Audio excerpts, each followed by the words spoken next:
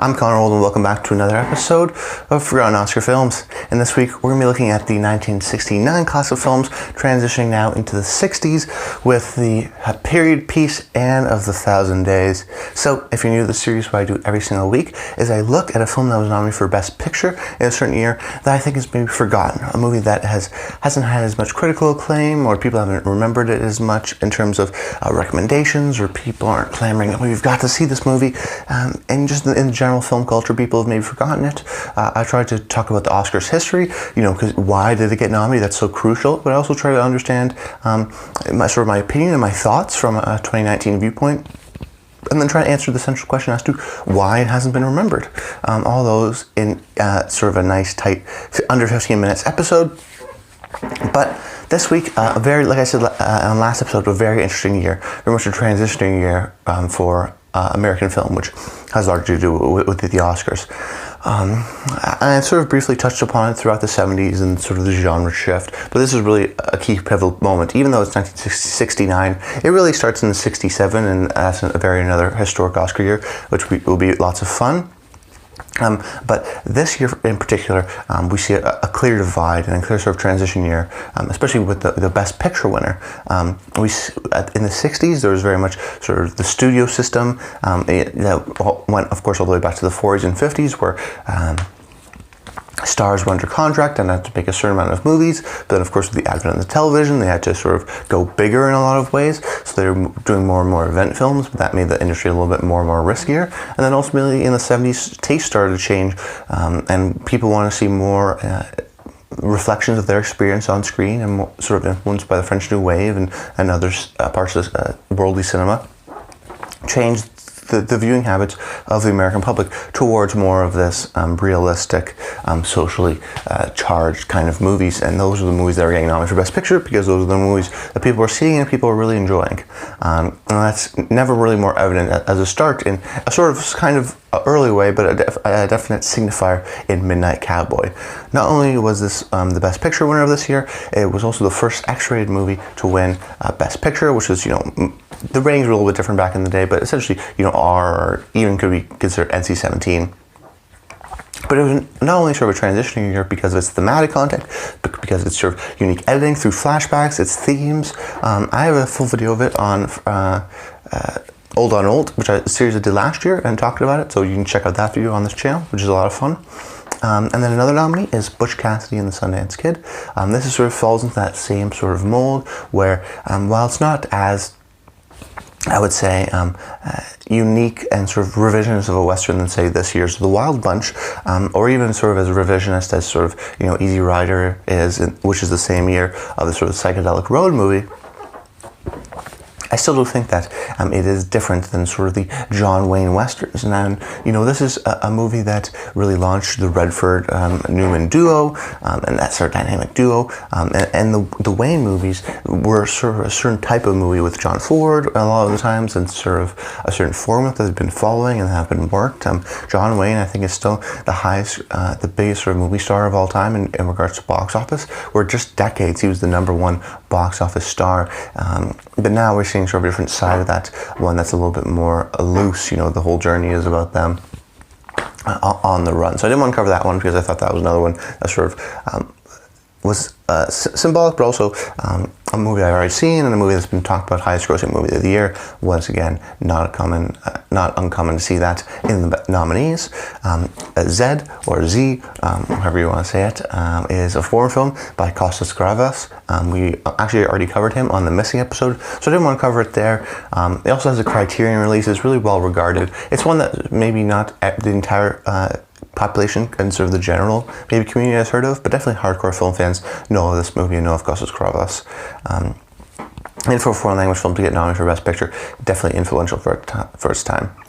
And then Hello Dolly, that's one that I almost chose, but I didn't, because this is sort of seen as a pivotal movie of that transition, because while we have success stories like Butch Cassidy or Midnight Cowboy, which very much are along the lines of Bonnie and Clyde and this sort of type of movie, The Wild Bunch is right for this new wave of American movie, young voices.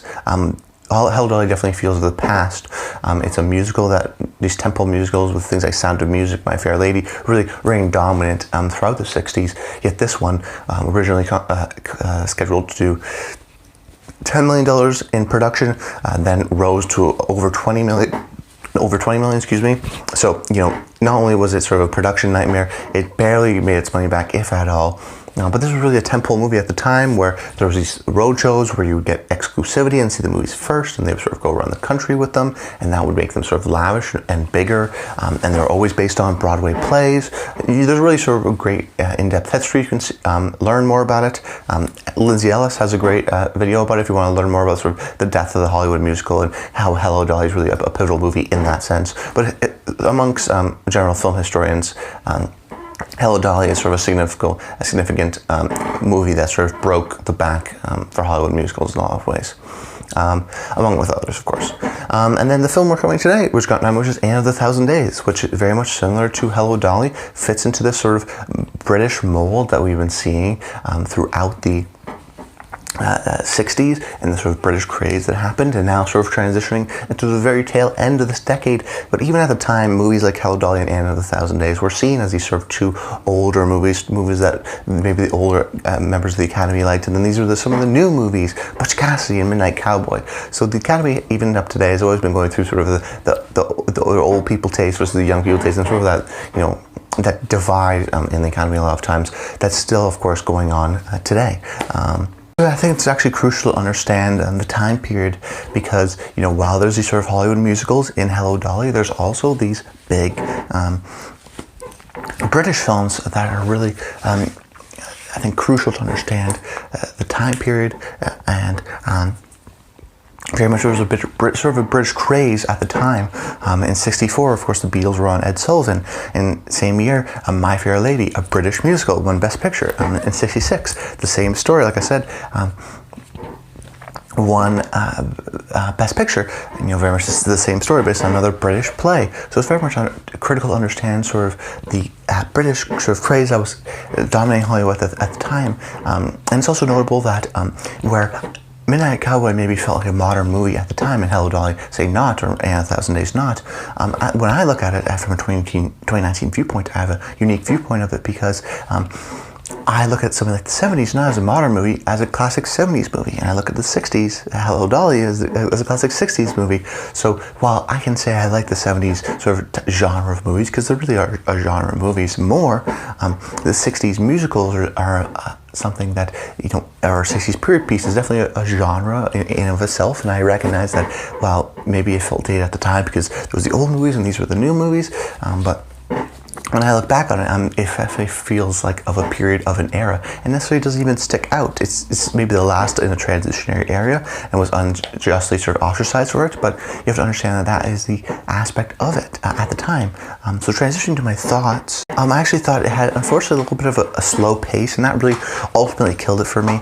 Like I said, this was very much of a time like of The Man for All Seasons, actually very similar in a certain aspect to Nicholas and Alexandra, of course, a movie we covered 2 episodes ago, where I enjoyed that because there was a central theme that I could really grab onto.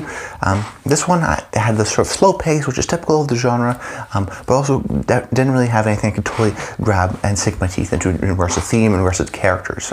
And that pace, at one aspect, really hurt, because I think a lot of modern day moviegoers have that problem seeing quote-unquote old movies, even though you could say 70s or 80s. A lot of people think they're old movies nowadays, because of the pace, because it has a different pace, because they can't move the camera as much, because the editing wasn't as fast, and it's something that we're sort of accustomed to nowadays. It's hard to retrain your brain in that sense, and I think the 60s movies are really a turning point, at least where I am in my movie viewing experience, because I have a hard time connecting to a lot of these stories, because you have to sort of get into this mindset, especially sort of these period pieces, where in certain senses, like Nicholas and Alexandra, I like that sort of rise and fall aspect, but with Anne of the Thousand Days, I didn't really like the fact that the story really is this guy who's trying to leave his wife to be with this other girl so he can have a kid to reign in the air. He's you definitely see he's a bad guy, or not really a compelling guy, but that there's no real empathy brought to him. I thought that I think Richard Burton does an amazing job acting. I think that's one of the standouts of the movie.